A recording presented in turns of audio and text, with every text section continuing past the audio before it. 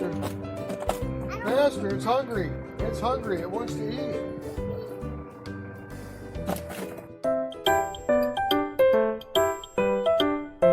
Yep. For anyone who's never pressed cider before, it's just one to learn. What is today? November 10th, 2017. Crazy. 2019. Quinn is 4 years old today, one of our apple testers. We're using a Corral cider press. It's custom made out of Indiana. We bought this, I think, back in 2000. Pressed a lot of cider. It's what you call, I think this is called the junior model or the large, but it's got 2 baskets. So you can press one and grind one. I've got another press. You got to do, you grind it, press it, and you got to wait till it's empty before you can press another one. This here, you kind of keep the momentum going. While this one's pressing, you take it down as far as you can without anything breaking or cracking. You'll start, it doesn't matter what press you use. You'll start hearing some creaks because of the pressure, the hydraulic pressure between this block of wood and the apples you're pressing down. So you just, once you get her down, you press it a little bit, get your next basket ready. Mesh bags you put in your basket, your pressing basket. You can use, usually when you buy a press like this, they come with bags.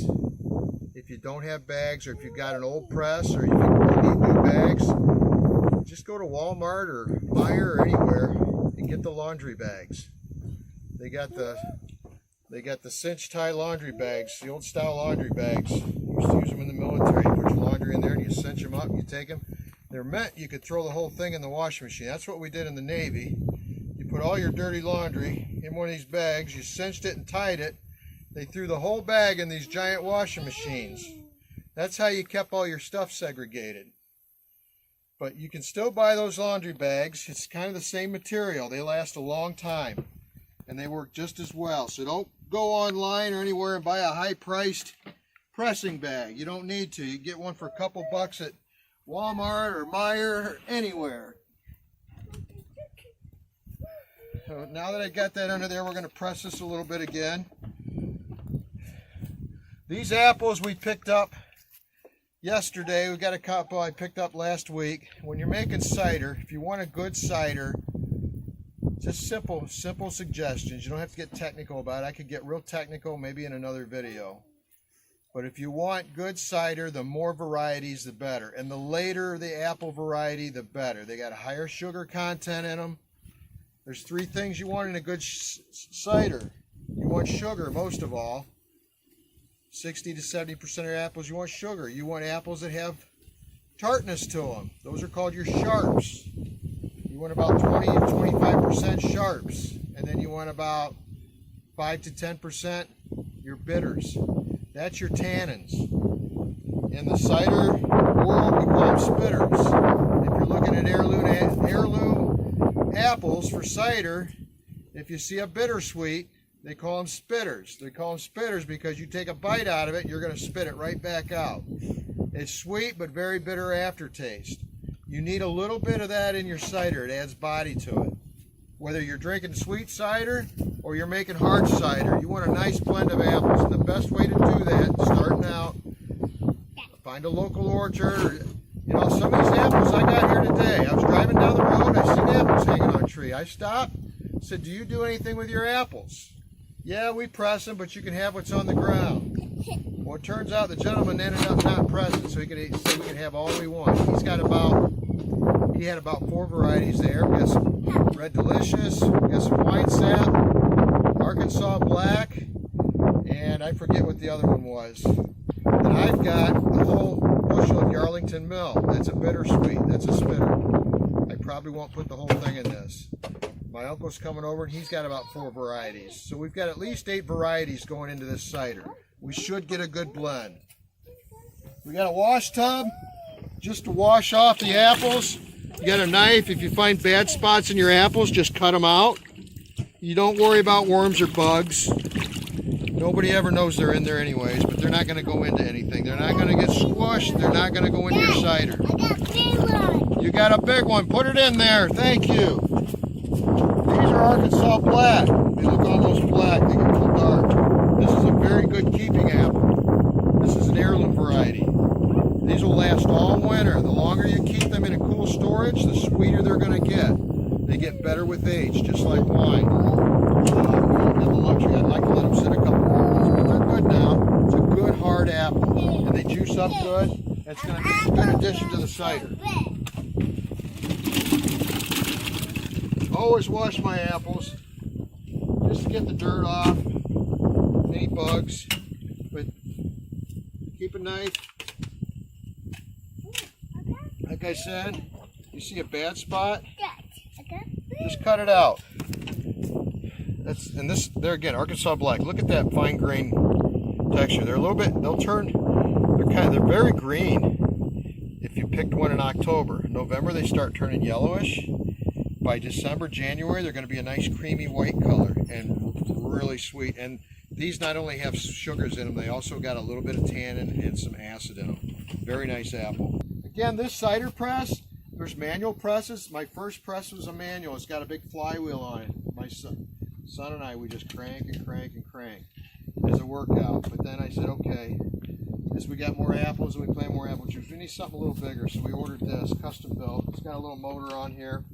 It's got, if you look in here, you got a wooden drum. It just turns. You got stainless steel blades. You throw your apples in there and they chip them up. All this does up here is keep them from splattering all over and making a mess.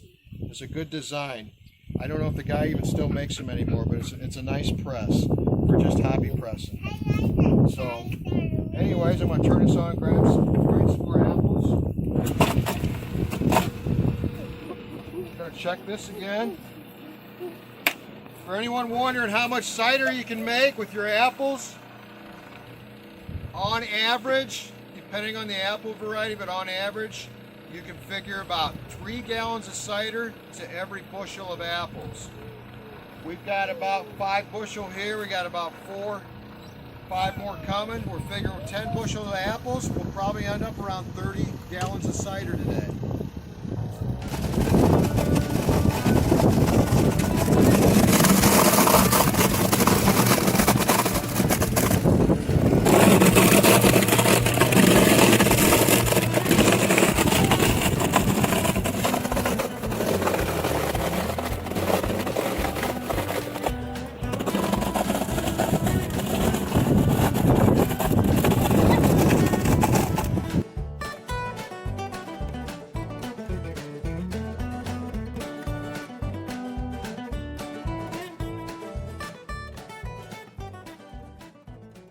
Some of our apples today, these Arkansas Blacks, they got these spots on them.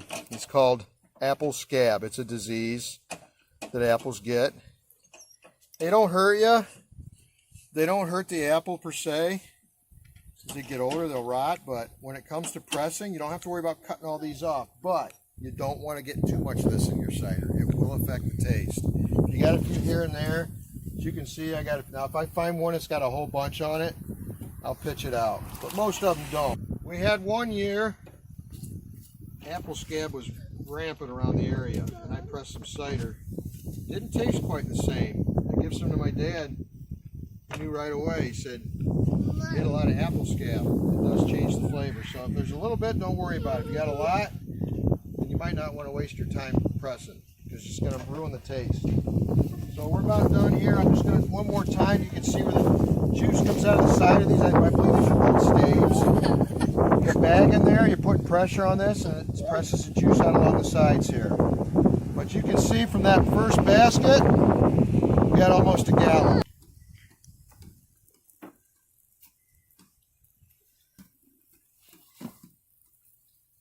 This has a bearing under the plate here, so there's not as much friction on your pressing plate or block. It was tack welded on.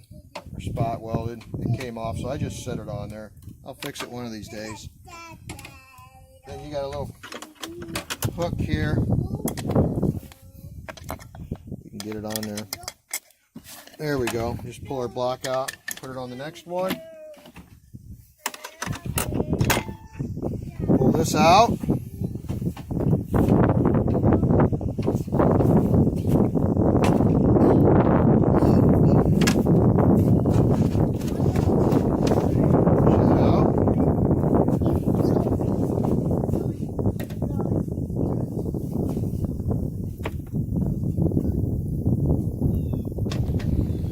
Slide the next one forward.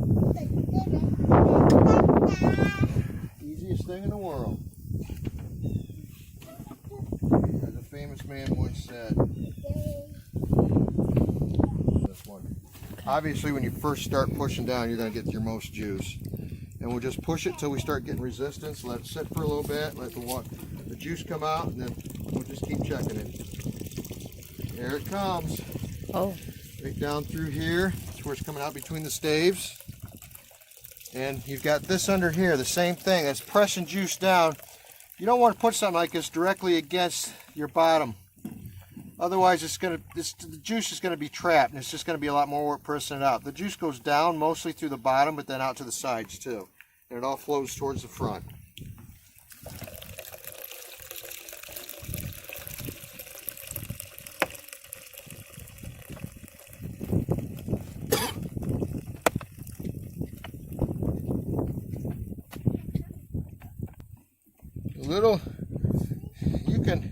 There's a lot of pressure under that. You can crack and break stuff. I mean, you don't wrench down on this. You'll see some people, depending on the style you got, they'll be wrenching and torquing on it. You'll break stuff. It's all about hydraulics. Take your time. Start hearing a creak, let her sit for a little bit, then get the next one ready. You can take your apple grindings. You can see, like a cake, they're dry. We give them to the deer. Deer love them. You can throw them in your compost pile. You can take some of these. I did it last year. We love apple cider vinegar. Well, if you want to get a start going, a mother going, just take some of this.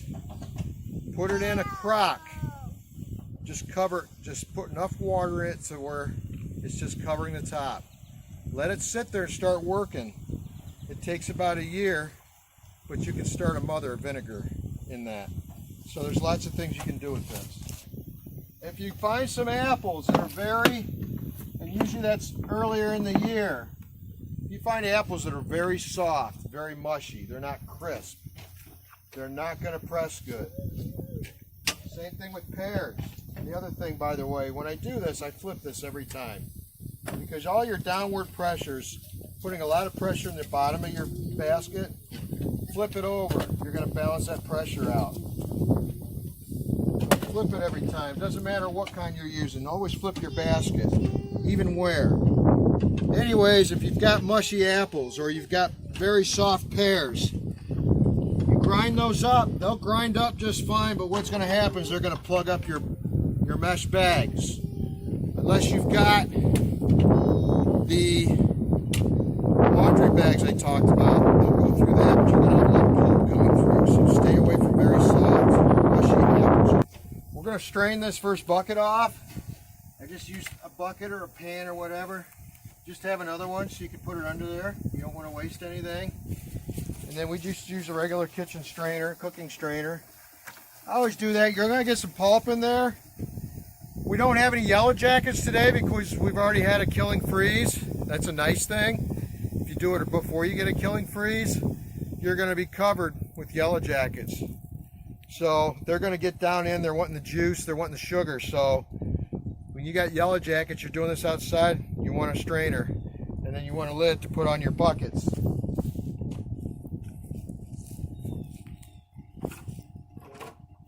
Got a 55-gallon drum that we'll put all this into at the end. Right now I just put them in 5-gallon buckets. It's easy. Keep them close by. You keep topping them off. Put your lid on to keep the yellow jackets out. Keep anything else out. Then when they're full, we dump them into the barrel because, as I said, you want to blend all your cider. Even if you're pressing 10 or 15 gallons, don't just go from one bucket to the next and fill them and never mix them, because these apple varieties, hopefully you picked a bunch of apple varieties. If you pick just one, it's not going to be very good cider unless it's Kingston Black or something like that. So let's say you got 3 5-gallon buckets. You're going to dump them into a barrel or a big trash can or something. You're going to mix that and blend it. We let it sit overnight. Let that stuff blend. Let any sediment go to the bottom.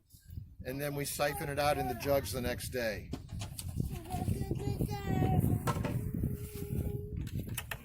Like I said, if we'd have done this a month ago, there'd be yellow jackets and everything. You pour them in here to keep your yellow jackets out of the cider. Look at that beautiful cider.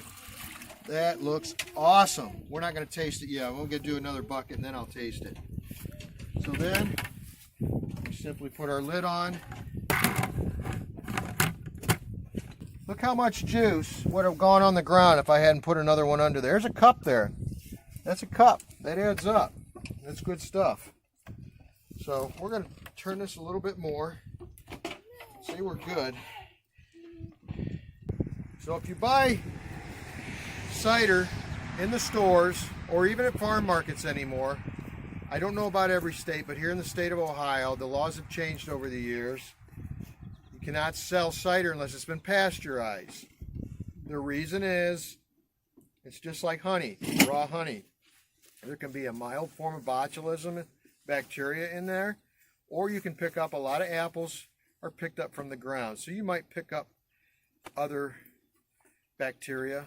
I'm trying to think of the one, E. coli. So laws have been passed, it must be pasteurized. 2 ways of pasteurization. You can either heat it up, or what most places do now is the cider runs through a clear tube, through a intense UV light. As it passes through there, the UV light is killing all the bacteria. And then it's put in the jug. So what does pasteurization mean? It means this cider's not going to work. It's not going to get hard. The yeast has been killed in it. The bacteria has been killed in it. If you want hard cider and you buy cider at the store, you want to make hard cider, you better buy some yeast, because it's not going to work on its own. So this, we don't pasteurize. We want it to get hard. We want it to get fizzy so it tickles your throat when you drink it. That's the best. I've been doing this for years. I mean, I developed a love for pressing cider and drinking cider from my childhood. So that's one of the reasons we press our own. That stuff in the stores, you might as well be buying apple juice. Once you've killed all the organisms living in the cider, it changes the taste of it. Apples, Isaac, good job. Good job. Wash them up. Wash them up good.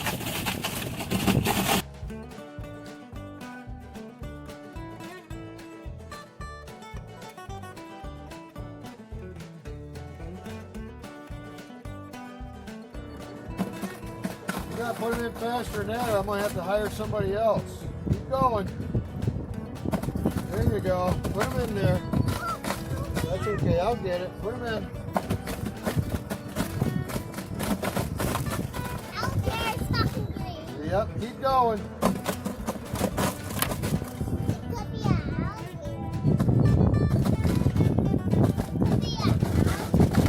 Needs them up, doesn't it?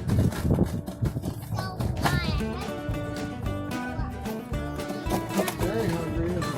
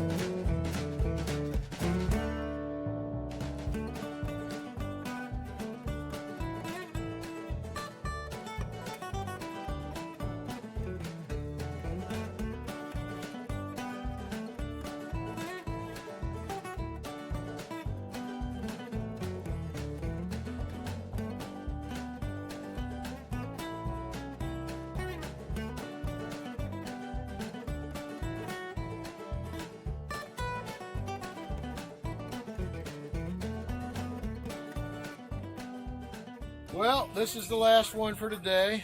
We got 20 gallons of cider. Apples weren't quite as juicy as I was expecting, but 20 gallons. It's about 3:30. Clouds are coming in, so we're going to be cleaning up. Yeah, hope we help some people out here. If you're wanting to try pressing cider or growing cider apples, it's a lot of fun. It's one of my passions, and I hope it's yours too. We'll see you next time. Thanks. Bye. Hey, hey, hey, hey.